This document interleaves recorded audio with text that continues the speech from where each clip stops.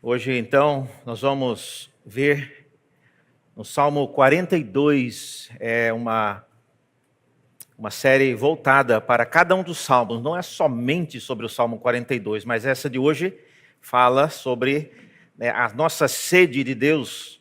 Então, vamos ler o texto, Salmo 42. Como vocês podem observar aí,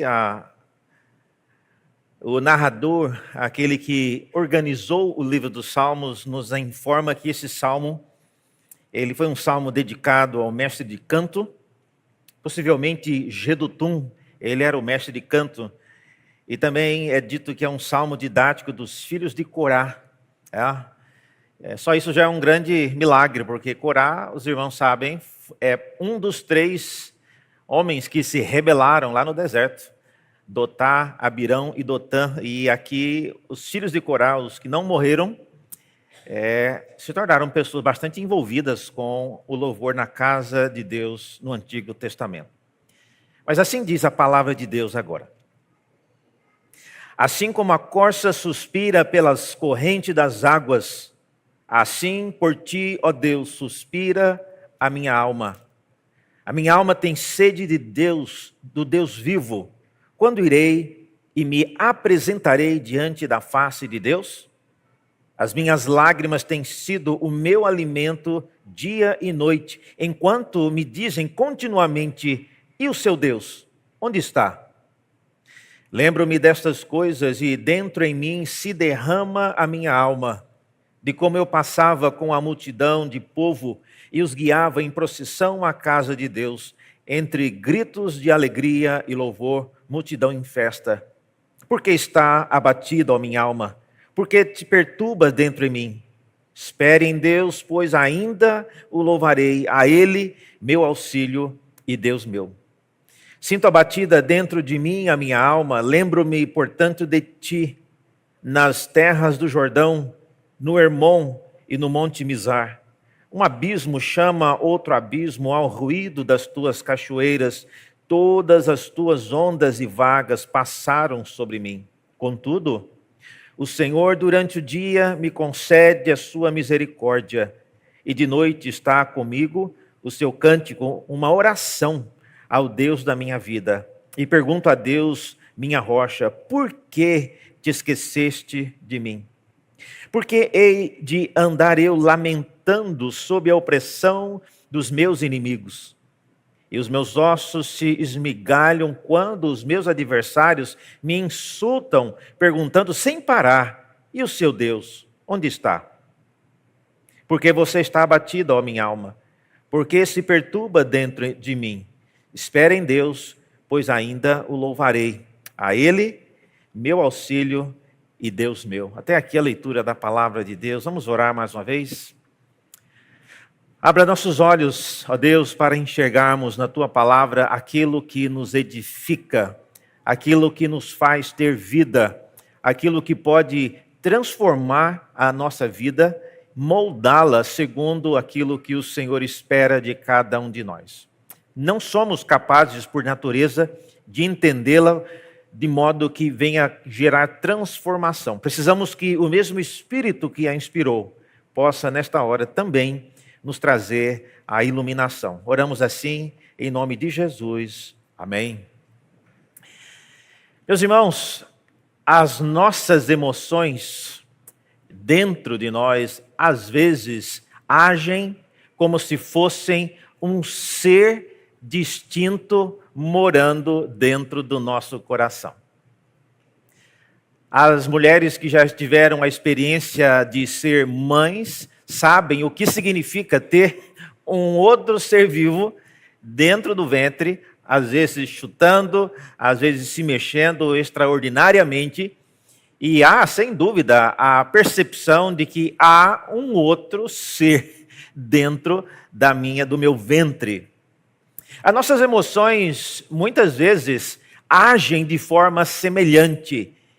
Elas nos fazem sentir como se estivéssemos abrigando alguém que é diferente de nós.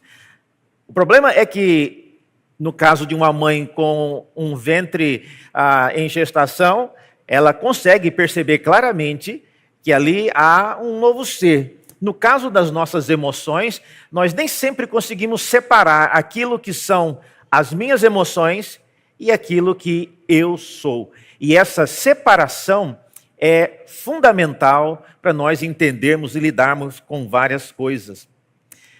Tremper Longman escreveu um livro chamado O Clamor da Alma, e nele eu li um relato de uma mulher que falava dessa dificuldade de não conseguir lidar com aquilo que parecia ser um outro ser vivendo dentro dela. Ouça o relato dela falando sobre isso.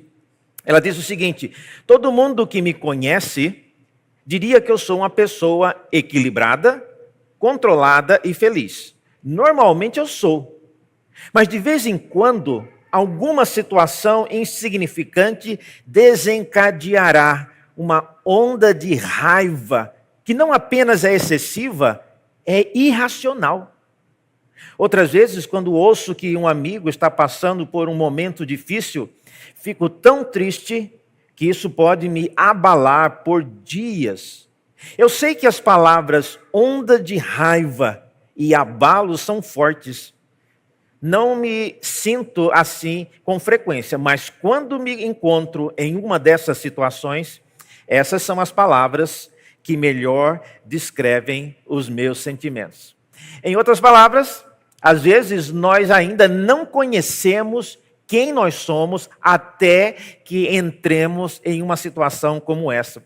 E o salmista, no salmo que nós acabamos de ler, é um salmista que descreve alguém que conseguiu fazer essa separação entre as suas emoções e aquilo que ele era. E ele faz isso na forma de um diálogo. E se vocês viram, ele parece estar conversando com a sua própria alma. Isso é um feito extremamente difícil de se conseguir fazer. Você separar a sua alma de você mesmo. Você é a sua alma. Então, como é que você faz isso? E a pergunta que nós temos para nós hoje, e ver o que o salmista ele pergunta à sua alma, é uma pergunta que acontece com frequência. Ele pergunta por que a alma está abatida. A pergunta ela é simples, e o que é complicado é o modo como ele faz essa pergunta. Qual é a vantagem e quem ele espera que responda, ou qual a vantagem que ele espera ter perguntando à sua própria alma por que ela está abatida? E também a resposta a essa pergunta não é uma resposta tão complicada. Ele mesmo respondeu 2 vezes porque a alma dele está abatida. Ele responde no capítulo 5, no capítulo 4, porque há pessoas que vivem perguntando a ele: o teu Deus, onde está? Então, essa é a pergunta que ele diz, leva-o a se derramar dentro de si. A dúvida, irmãos, que nós temos hoje, portanto, é: por que exatamente essa pergunta, o teu Deus onde está, causa tanta dor na alma desse salmista? Não parece ser uma pergunta tão agressiva, nem uma pergunta muito irônica ou de uma forma que possa derrubar uma pessoa. Aparentemente parece uma pergunta muito simples. E o meu objetivo hoje à noite é tentar desafiar você a entender a importância e a necessidade de aprender a conversar com a sua alma antes que essas coisas aconteçam. E além disso, eu queria tentar te ajudar a aprender como que você conversa, quais são os passos e o que é que você faz nesse processo de dialogar com a sua alma. Portanto, diante disso, a pergunta então é: por que que eu preciso aprender a conversar com a minha alma? E como que eu faço isso? São 2 coisas. Por que que eu preciso? Aí eu não gosto de conversar com ninguém, pastor, muito menos com a minha alma. E por que que eu preciso fazer isso? E como que eu faço isso? Se é que eu vou conseguir fazer isso. Então, algumas coisas então que a gente precisa ver inicialmente, se você estiver com um lápis aí, se você observar na Bíblia, no capítulo 42, esse salmo ele é dividido em estrofes. E no versículo 5, você vê que tem aí um refrão Versículo 5 é onde se diz: porque estás abatido a minha alma, porque se perturba dentro de mim. Esse mesmo refrão, ele volta a aparecer no versículo 11. Estão vendo aí? As mesmas palavras. Porque você está abatido a minha alma, porque se perturba dentro de mim. Então nós temos aí, como se fosse, né, um hino, que ele tem duas estrofes. E entre uma estrofe e outra, aparece esse refrão. Então vamos aprender agora o que é que o salmista nos ensina a respeito disso, da importância de aprendermos a conversar com a nossa alma e como é que a gente consegue essa proeza de conversar com a alma. Então, essa é a primeira cena, então, é a cena da alma sedenta. Ele inicia falando aí nos primeiros versículos que a sua alma é como uma corça suspira pelas correntes das águas, assim por ti, ó Deus, suspira a minha alma. Então, a primeira coisa que ele faz, esse é o primeiro passo nessa caminhada, a primeira coisa é você inicia um diálogo com Deus. Na nossa leitura, a gente percebe isso. Se você olhar no versículo 1 e 2, ele se dirige a Deus. Na segunda pessoa, ele fala que a minha alma tem sede de ti. Ou seja, ele está falando com Deus. É diferente se ele dissesse, por exemplo, a minha alma tem sede de Deus. Isso poderia implicar que ele não estaria na presença de Deus. Mas o pronome ti é um indicativo de que ele está em uma oração e ele está se dirigindo a Deus inicialmente. Ele ainda não está conversando com a sua alma. Ele está se dirigindo a Deus. E mais adiante ele não vai falar nesses termos. E nesse diálogo, irmãos, com Deus, ele consegue se separar da sua própria alma por um instante, e ele fala como se a alma fosse uma outra pessoa. A minha alma tem sede de... Ele não diz, eu tenho sede. Não, reverendo, mas isso é um jeito dele falar. Quando ele quer falar dele mesmo, ele vai falar logo embaixo, eu me sinto assim ou assado. Mas aqui há esse momento, e é o que estou mostrando para vocês, o início desse diálogo começa com você conversando com Deus, apresentando quem você é. Nesse sentido, é que eu digo que o início de nossas emoções, às vezes, parecem como se a nossa própria vida dentro de nós fosse algo estranho. Ou seja, o primeiro movimento de se dirigir a Deus para falar sobre a sua alma é o segredo da estratégia apresentada pelo salmista. Você precisa aprender ao chegar-se diante de Deus, colocar-se de tal maneira diante dele e perceber que há sem dúvida, alguém, né, que é a sua alma, que nem sempre se comporta como se fosse você mesmo. Pastor, está muito complicado. Então, deixe-me ilustrar aqui com alguns exemplos que vocês conhecem. É o caso de Caim, em Gênesis 4, quando ele estava já preparando-se, irado para talvez matar o seu irmão. Deus aborda Caim e diz, olha Caim, eis que o pecado está à sua porta, à espera de ti, e o desejo dele será contra você, mas é necessário que você o domine. Ou seja, aquela vontade, aquela ira e a fúria de querer matar o irmão, não era algo que Caim havia construído, havia desenvolvido aquela habilidade. Não, é algo que nasceu nele, sem nenhuma iniciativa de sua parte. Mas Deus ordena que Caim lide com aquilo, como se fosse uma outra pessoa, batendo na porta do seu coração, querendo tomar conta. E Deus diz, é responsabilidade sua lidar com isso. Interessante a maneira como Deus reage a esse comentário de Caim.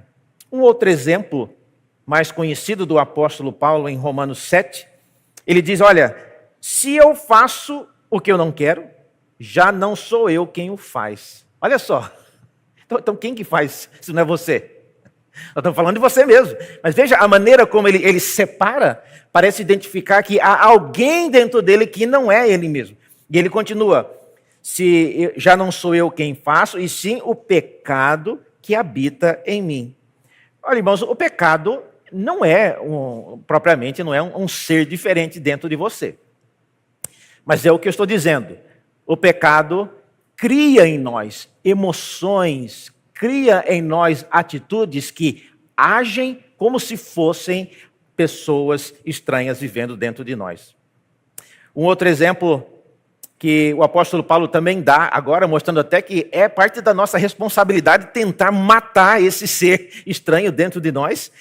Em Romanos 8 ele diz, porque se viverdes segundo a carne, caminhais para a morte, mas se pelo Espírito mortificardes os feitos do corpo, certamente vivereis. Então, é uma responsabilidade séria de alguém que percebe que aquilo que nós fazemos, as coisas que nós falamos, nem sempre representam aquilo que nós somos.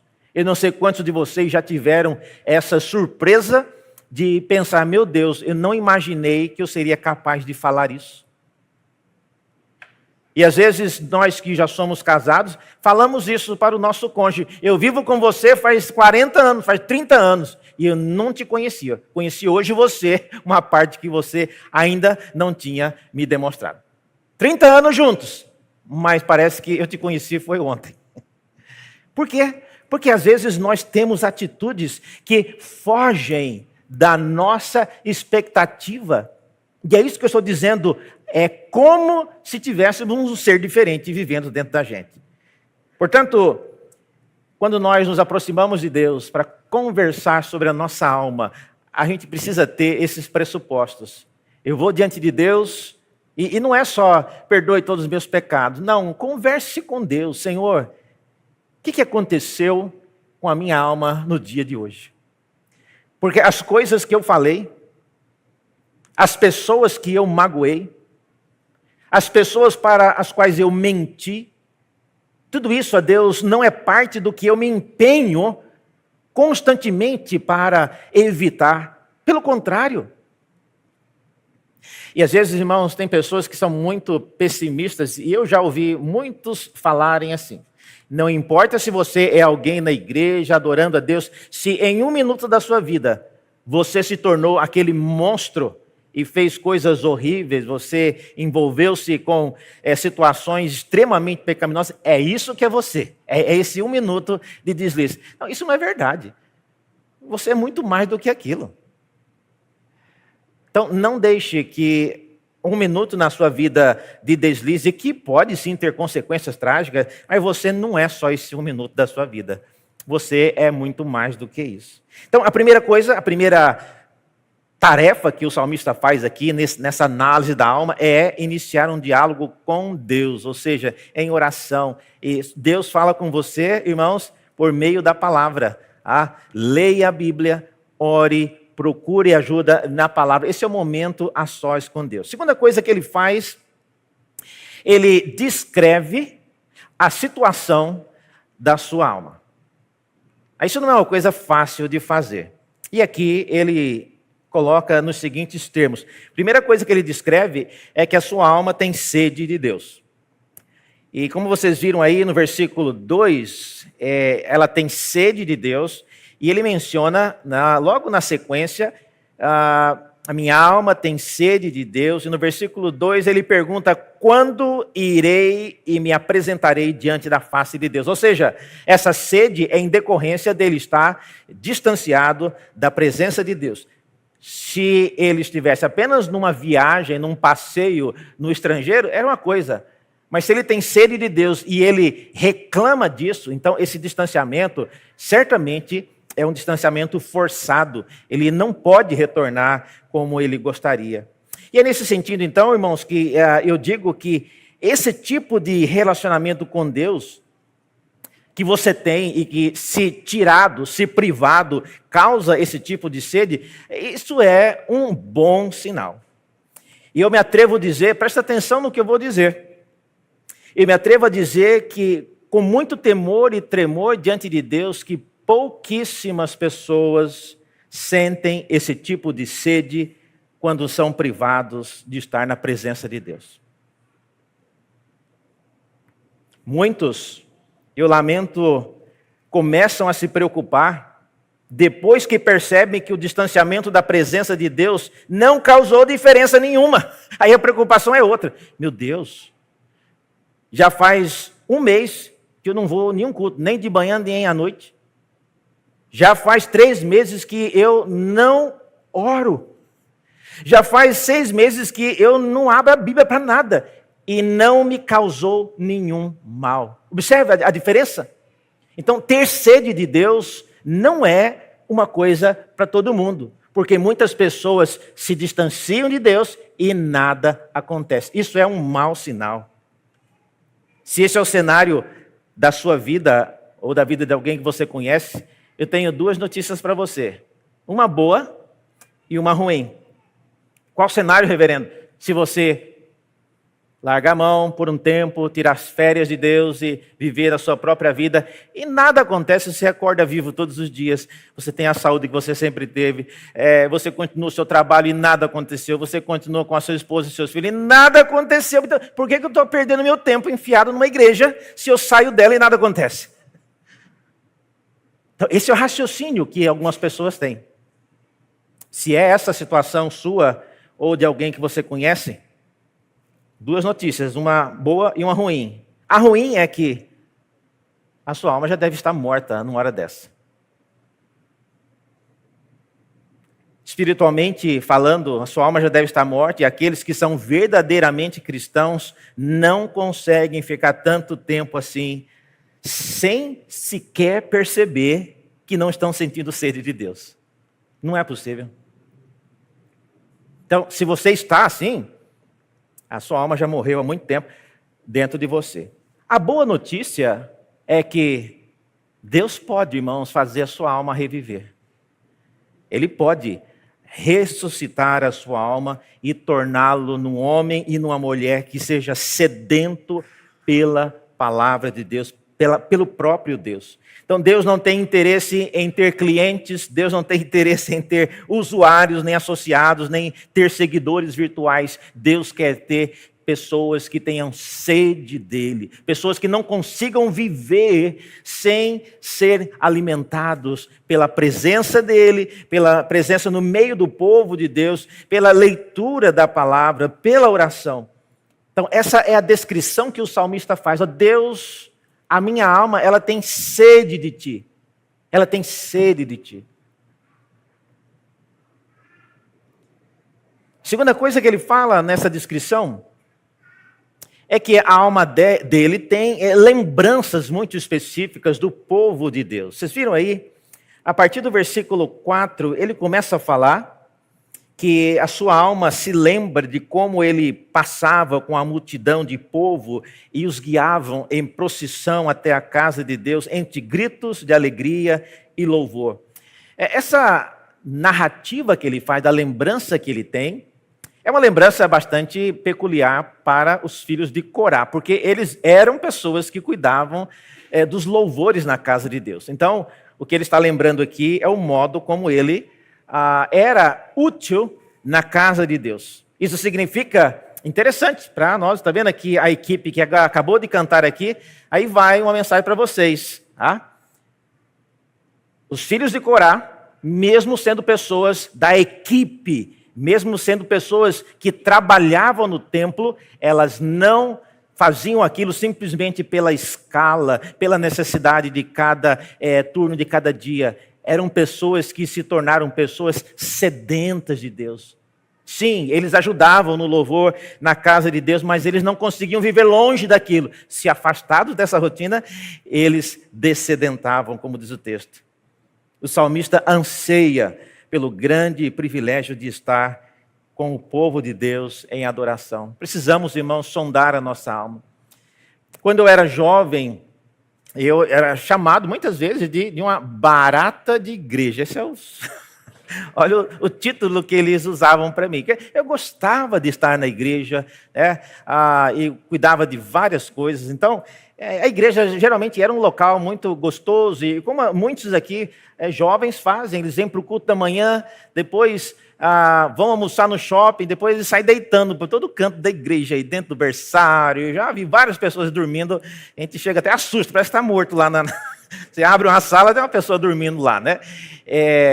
Mas em certa maneira, porque lógico que é difícil voltar para casa, Mas isso mostra um aspecto da casa de Deus como um local de aconchego, é um abrigo.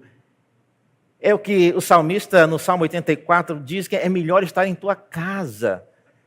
Se você não tem, irmãos, esse desejo, acabou o culto, o mais rápido que a gente for embora, melhor. Eu quero ir embora. Eu sei que às vezes há necessidades, precisamos ir para ajeitar as coisas do almoço e tudo mais, mas olha, se a casa de Deus é um peso para você vir, lembre-se disso, o salmista descreve alguém que lembra-se com carinho e lembra-se com desejo de estar na casa de Deus. Então, a lembrança de estar no meio do povo de Deus, isso é importante.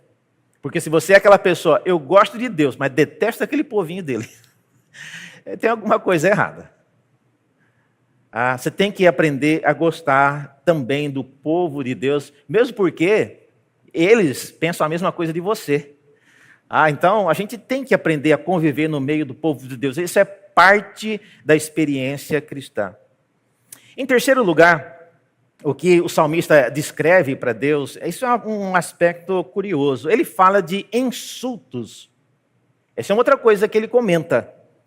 Aí no versículo 3, o salmista fala, nessa primeira cena, ele fala que há pessoas que falam continuamente a ele dizendo, teu Deus onde está? No versículo 10, ele repete essa mesma frase e lá ele chama isso não só de falar. Veja lá, no versículo 10 ele fala que os meus ossos se esmigalham quando os meus adversários me insultam. Tá vendo? Me insultam perguntando sem parar o quê? A mesma pergunta. E o seu Deus, onde está? Então, essa frase, essa pergunta que ele diz é um insulto a ele, é uma pergunta que tem o poder destruidor de derrubá-lo. E aí a pergunta é por quê? Por que exatamente? Não me parece uma pergunta tão grave assim. Por que exatamente essa pergunta é um insulto? Olha, irmãos, o insulto embutido nessa pergunta tem a ver com o momento em que ela é feita. Os filhos de Corá, como eu já disse, eles eram parte da equipe de louvor no templo, e eles estavam privados de participar. Pela narrativa que nós lemos, a partir aí do versículo 6, por exemplo, ele fala que a sua alma está abatida, ele lembra do Senhor nas terras do Jordão, no Monte Hermon, o Monte Mizar. Esse relato que ele faz, para quem conhece a estrada, ele está descrevendo aí como se ele estivesse olhando para trás, rumo à Babilônia. O Monte Hermon é o ponto mais alto naquela região, e de lá seria a última chance que você teria de olhar para trás e ver ainda a cidade de Jerusalém. Então, aparentemente, o salmista é alguém a caminho distante da cidade de Jerusalém, e porque ele se sente abatido por isso, não é um caminho voluntário, possivelmente ele está caminhando de forma forçada, e é por isso que, nesse contexto, possivelmente caminhando para um exílio, levado para a Babilônia, ele então perguntado, as pessoas que vão olhando para ele, passando, vão fazendo essa pergunta, e aí?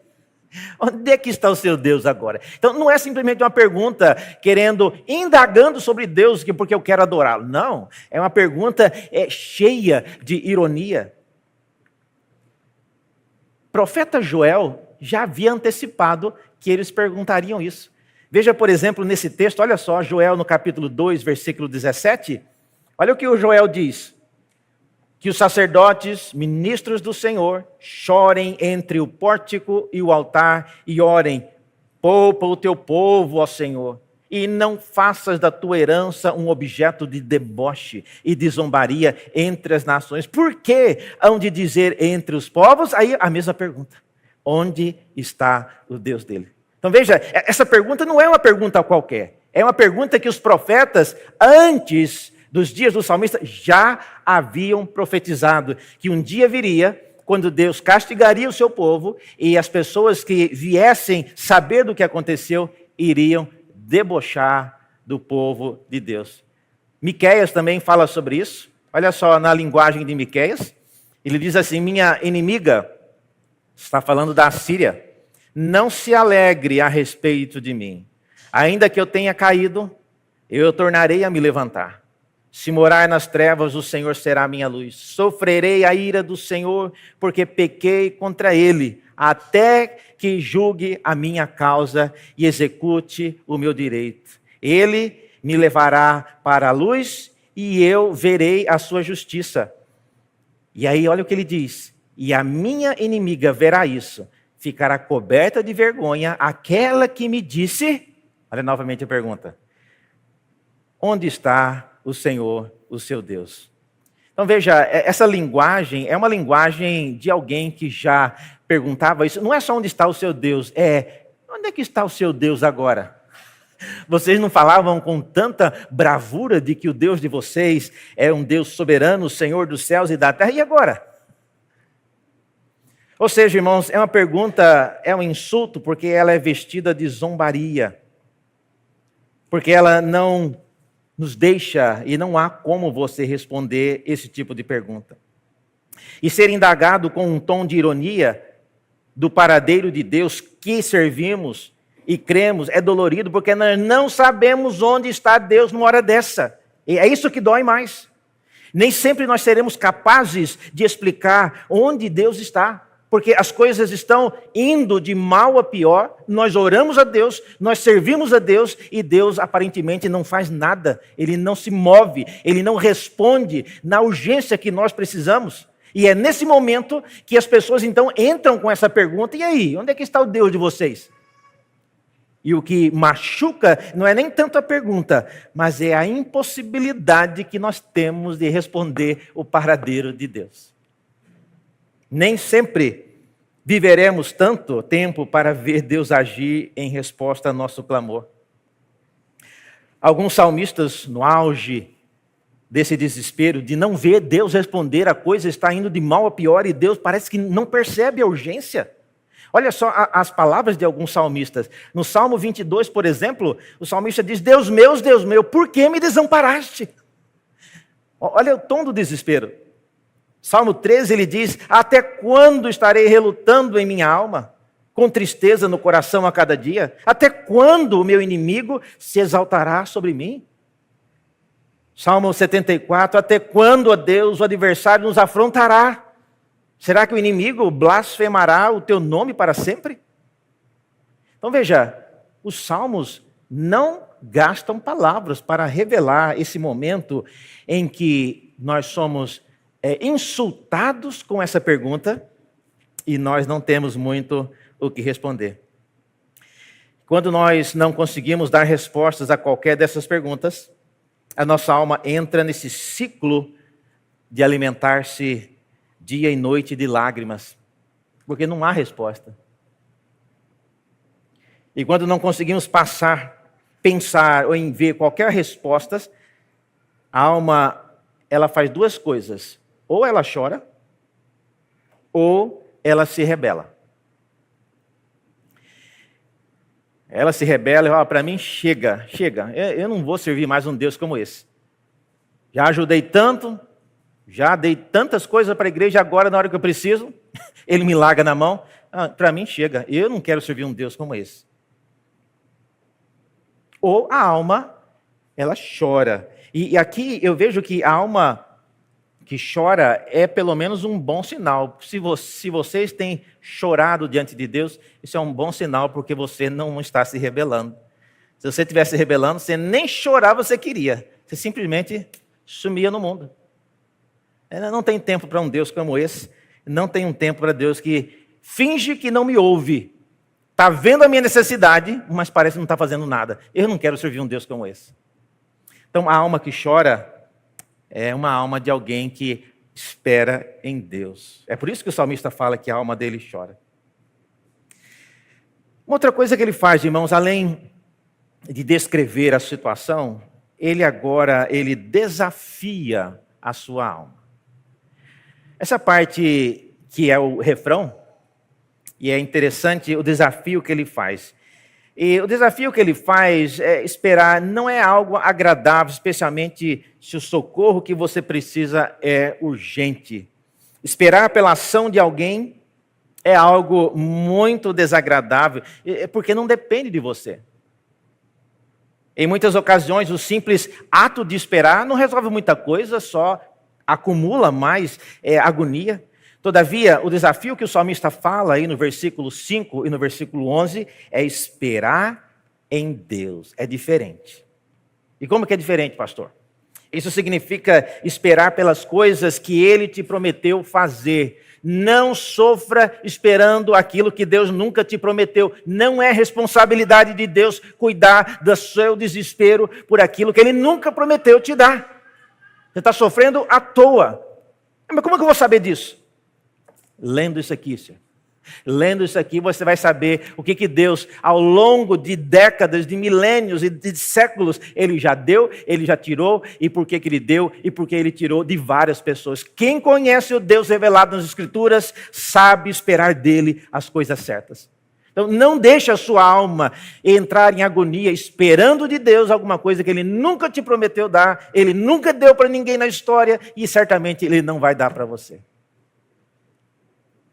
Esperar em Deus significa chorar dia e noite, desmaiar de sede, mas não afastar-se de Deus. Quem chora longe de Deus chora em desespero e agonia. Mas quem chora aos pés de Deus chora em esperança e submissão. Espere em Deus, ó minha alma, espere em Deus. Esse é o desafio do salmista. Agora, irmãos, eu tenho que ser honesto com vocês que até esperar Deus cansa, sabia? Como dizia um amigo meu que já faleceu, um colega lá no Mackenzie, reverendo João Alves, alguns conhecem, ele dizia uma frase que era famosa: para tudo tem um tanto. Até para esperar Deus tem um tanto. A gente também cansa. E não devemos romantizar isso, porque às vezes Deus ele não usa o mesmo relógio que nós usamos. E às vezes nós estamos naquela pressa e Deus está tranquilo, parece que não tem pressa nenhuma, Ele vive na eternidade e nós vivemos aqui no desespero do dia a dia. Então, essa segunda estrofe agora vai falar não mais da alma sedenta, agora ele vai falar da alma abatida. Tá?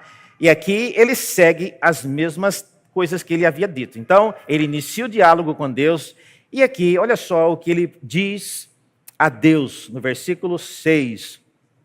Ele diz: ó Deus, a minha alma está abatida, eu lembro de ti nas terras do Jordão, no Monte Hermon. E versículo 7, irmãos, é um versículo conhecido nas Escrituras, é um versículo citado fora do contexto frequentemente na nossa história evangélica. Um abismo chama outro abismo. Isso aí é usado geralmente para dizer o jovem que está com aquele namoro, né, todo torto, fazendo coisa errada, e aí vem uma pessoa mais madura: olha, cuidado aí com esses abraços que você está dando na sua namorada. Por quê? Aí ele cita: um abismo chama outro abismo. O que ele está fazendo é errado mesmo, jovem. Mas o versículo não tem nada a ver com isso.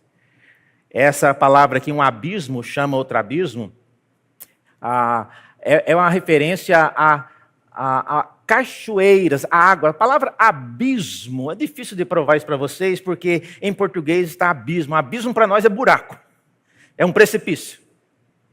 Mas se você pesquisar isso na língua em que esse texto foi escrito, no caso o hebraico, você vai ver que ela tem a ver com águas profundas. Então, o que o texto está falando aqui, que ele se lembra de Deus, à medida em que ele vai se distanciando de Jerusalém, ele vai vendo que um abismo, ele vai chamando, né, o outro abismo, ou seja, parece que eles estão conversando uma queda d'água com outra queda d'água. E por que isso é verdade? Porque aí ele usa a expressão, né, na nossa versão agora, na Nova Almeida Atualizada, já usa o ruído das tuas cachoeiras.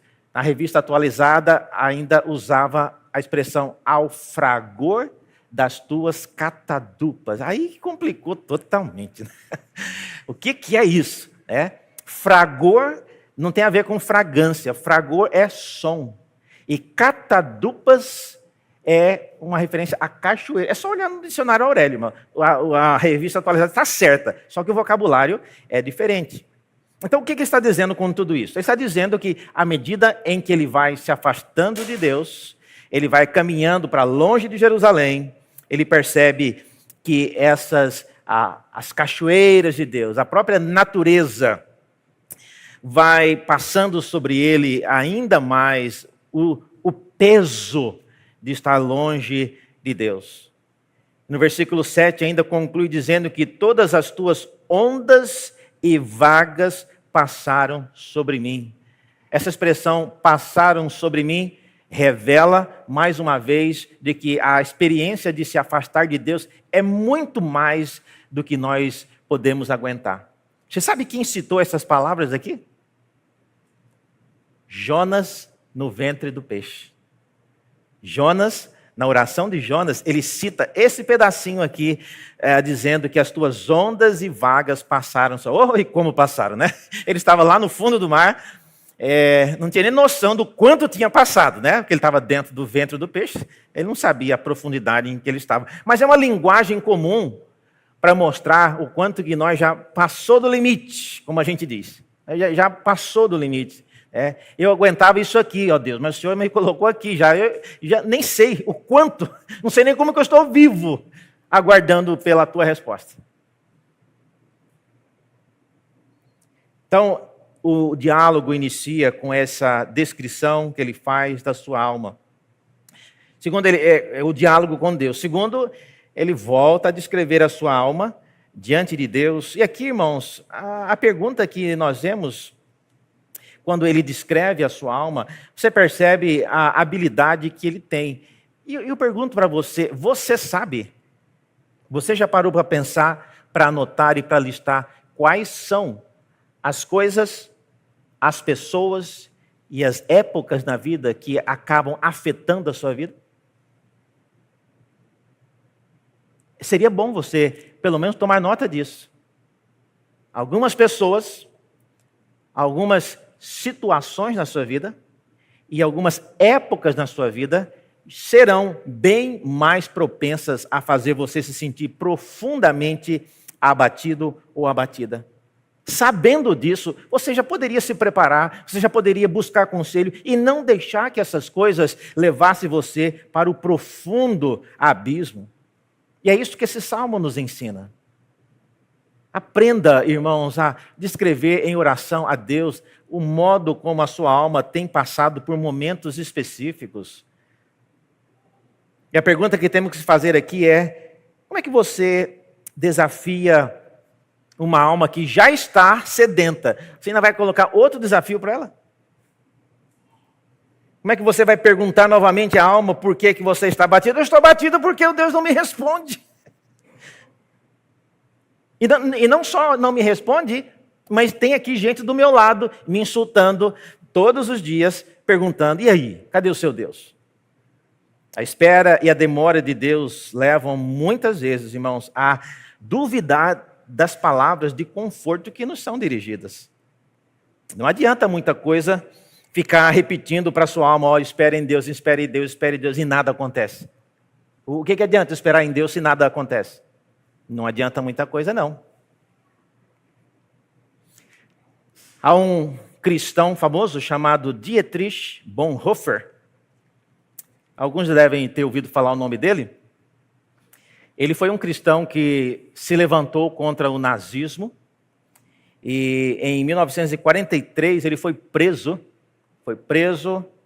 E em 1945, em abril de 45, ele foi enforcado, né, pelo regime nazista.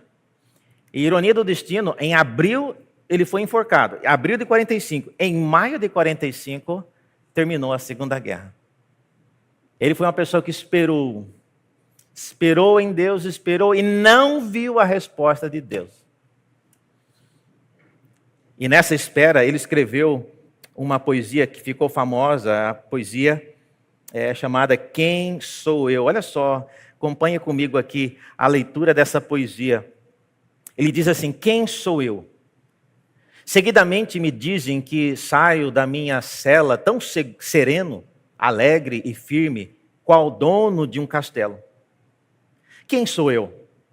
Seguidamente me dizem que da maneira como eu falo aos guardas, tão livremente, como amigo, com clareza, parece que esteja mandando.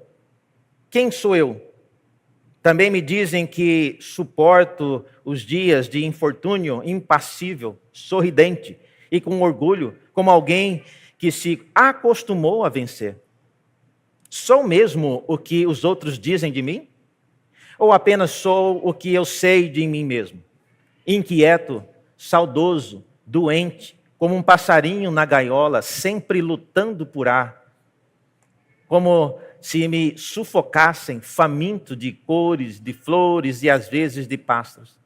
Sedento de palavras boas, de proximidade humana, tremendo de ira a respeito da arbitrariedade e ofensa mesquinha, nervoso na espera de grandes coisas, em angústia, impotente pela sorte de amigos distantes, cansado e vazio até para orar, para pensar, para produzir, desanimado e pronto para me despedir de tudo.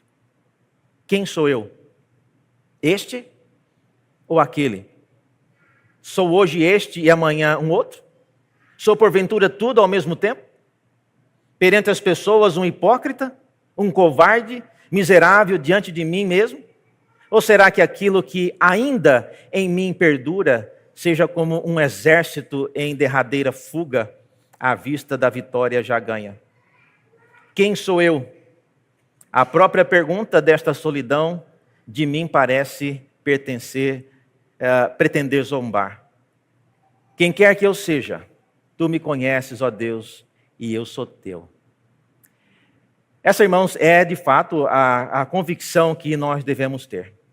Esperar em Deus não é uma coisa fácil. Esperar em Deus com a alma batida é mais difícil ainda. E a sensação que temos é de que quanto mais nós esperamos, mais nós vamos nos transformando em pessoas diferentes. A espera interfere em quem nós somos, mexe com a gente. Esperar em Deus afeta a nossa identidade.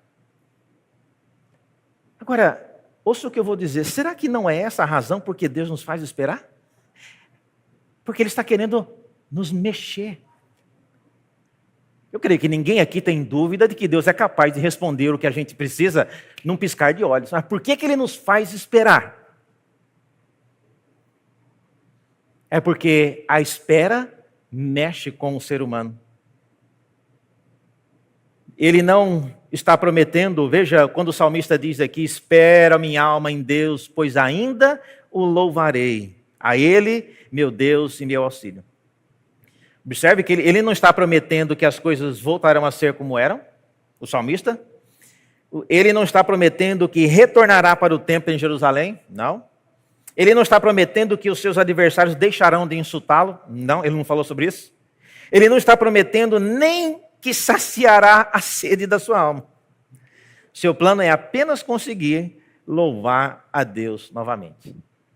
Essa é a promessa que ele tem para a alma dele. E você sabe o que isso significa? Isso significa que para Deus, irmãos, ouça bem o que eu vou dizer. Para Deus, a prioridade não é tanto saciar a sede da sua alma. A prioridade, número 1, é fazer com que a sua alma seja transformada. A espera é proposital. A espera é apenas um meio para que nós aprendamos a voltar a depender e a buscar a Deus dessa forma. Conclusão. Todo esse processo, então, de insulto, de abatimento espiritual, é um meio para preparar o salmista para uma nova vida que ele vai ter. Os filhos de Coré não sabiam disso, mas eles estavam viajando, sendo levados para o exílio para nunca mais voltar. Muitos morreram. Quando eles voltaram, não havia mais o templo de Jerusalém como eles conheciam. Jerusalém nunca mais seria uma cidade como foi anteriormente com o rei Salomão, um trono de Davi, nunca mais será assim. Então, esse processo que o Salmo 42 nos descreve é um processo preparando alguém para louvar a Deus numa nova realidade. No mundo sem templo, no mundo onde as pessoas não conhecem a palavra de Deus como os israelitas conheciam em Jerusalém. E é isso, irmãos, que Deus tem feito com, às vezes, alguns de nós. Ele moe algumas pessoas mais do que outras, a fim de que estejam preparadas para viver num mundo diferente. E olha, Dietrich Bonhoeffer e os filhos de Corá não foram as únicas pessoas que tiveram problemas ou lidaram com as suas emoções. Nosso Senhor Jesus Cristo, quando no jardim do Getsemane, suas emoções estavam um turbilhão. Sendo Deus, sabendo o que ia acontecer, ele pediu por 3 vezes ao Pai, se possível, passa de mim esse cálice. Por que ele vai pedir uma coisa dessa ao Pai? Ele sabe por que ele tem que tomar aquele cálice da ira de Deus. Mais adiante na cruz, ele brada para que todos ouvissem: Deus meu, por que me desamparaste? Ninguém mais do que Jesus sabia porque ele estava sendo desamparado. Portanto, irmãos, o nosso mediador, o nosso intercessor, ele sabe o que é esperar em Deus. E é porque ele esperou até a morte, que ele pode ajudar eu e você a guardarmos também em Deus, até que Deus julgue oportuna a hora para nos responder. Vamos orar mais uma vez? Ó Deus bendito, ajuda-nos, ó Pai, a esperarmos o Teu tempo. Não sabemos quanto tempo, não sabemos sequer se estaremos vivos até que o Senhor julgue responder a nossa causa. Mas até que esse dia chegue, ó Deus, ajuda-nos a aprender a Te louvar, mesmo que em situações diferentes e diversas e adversas, como era o caso do salmista. E até que chegamos lá, ó Deus, fortalece a nossa alma. Não deixe-nos voltar-nos em ira contra aquilo que o Senhor está fazendo. Mas faz-nos chorar, ó Deus, diante dos Teus pés.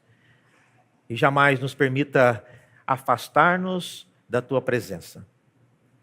Porque longe de Ti, ó Deus, qualquer coisa que fizermos será muito pior. Seja o choro, seja o riso. A Tua presença, ó Deus, é aquilo que nos satisfaz e nos mantém, ó Deus, no caminho que nós devemos andar. Nós oramos assim, em nome do Teu Filho Jesus, aquele que foi fiel até a morte. Oramos em nome dele. Amém.